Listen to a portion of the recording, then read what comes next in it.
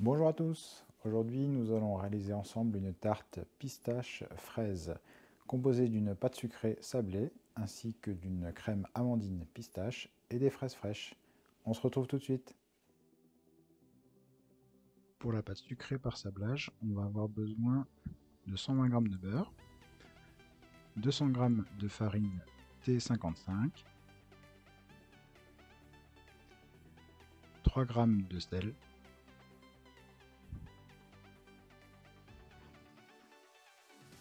et 80 g de sucre glace.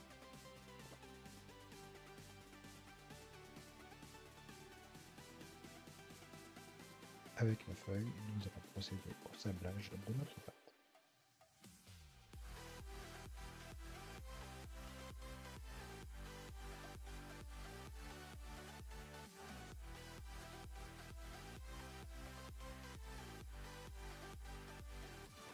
Pour finir la pâte, nous allons ajouter 40 g d'œufs.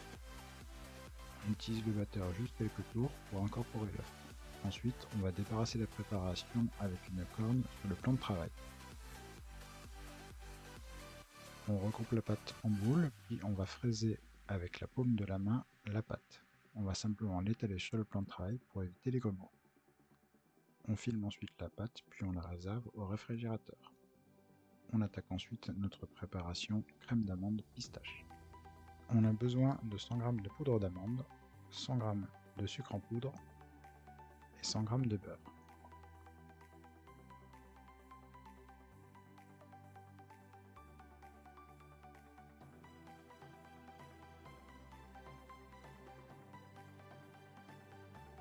On utilise la feuille du robot pour un premier mélange.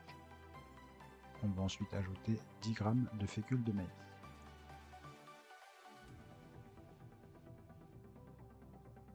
On ajoute également 100 g d'œufs, c'est l'équivalent de 2 œufs.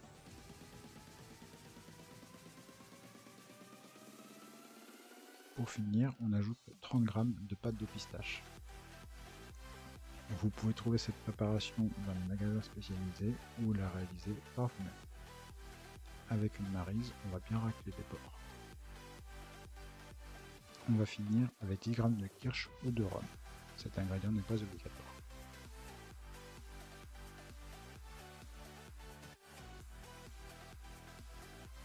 On finit en mélangeant avec la feuille pour obtenir une crème d'amande pistache bien homogène.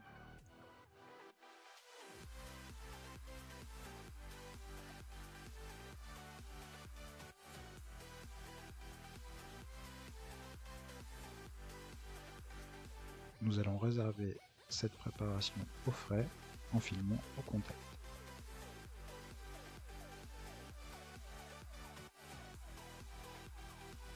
Nous attaquons la partie technique de la recette. Il va s'agir d'abaisser et de foncer notre fond de tarte.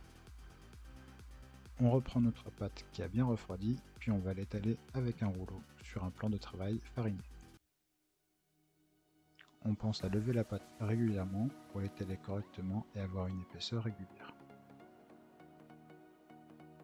On utilise le cercle à tarte pour vérifier la taille de notre abaisse. Notre cercle fait ici 22 cm de diamètre. On enroule l'abaisse autour du rouleau à pâtisserie, puis on la déroule sur le cercle à tarte posé sur une feuille de papier sulfurisé. Avec les deux mains, on va foncer la pâte. On va ramener le bord de la pâte vers le fond du cercle pour avoir un bel angle droit. On colle la pâte au cercle en appuyant légèrement avec les pouces. On rabat un peu d'excédent de pâte pour former un bourrelet sur le pourtour du cercle. On passe ensuite le rouleau à pâtisserie sur le cercle, une fois horizontalement et une fois verticalement pour retirer l'excédent de pâte. On retire la pâte, puis on va remonter le bourrelet avec les mains.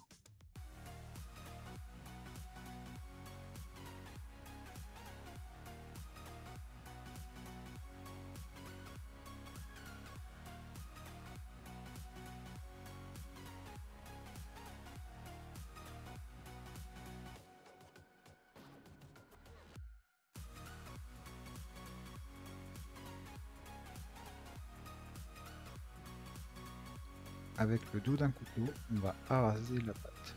On ne va pas utiliser la lame pour ne pas découper la pâte. Cela permet d'accrocher leur pâte au cercle et de ne pas abîmer votre couteau. La lame est orientée à 45 degrés environ, puis nous passons tout le tour du cercle.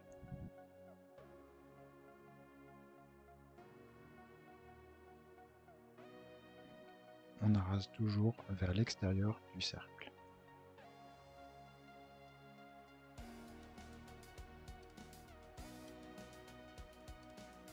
Pour finir, on va piquer la pâte avec une fourchette afin d'éviter qu'elle ne se déforme à la cuisson.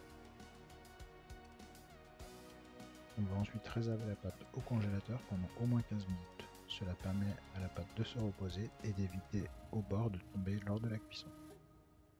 Nous garnissons ensuite le fond de notre tarte avec la crème d'amande réalisée précédemment. On utilise une spatule pour bien étaler la préparation. On va pouvoir enfourner notre tarte à 170 degrés sur chaleur tournante pendant environ 20 à 25 minutes. À la sortie du four, on réserve immédiatement sur une grille.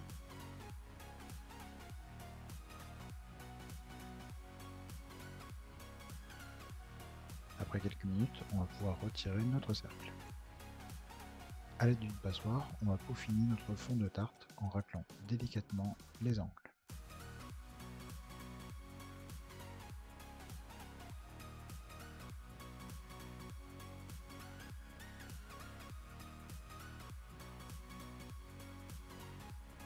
On va ensuite garnir notre tarte avec 500 g de fraises fraîches que l'on dispose librement sur la tarte.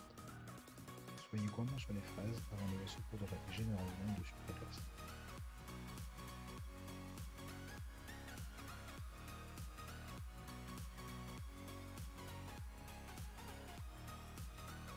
Notre tarte est prête.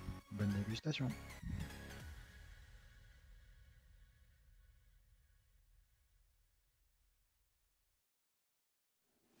Je vous recommande de sortir ce dessert du réfrigérateur 15 minutes avant la dégustation et vous pouvez l'accompagner d'une crème chantilly vanillée maison. Bonne dégustation à tous et à bientôt pour une nouvelle recette.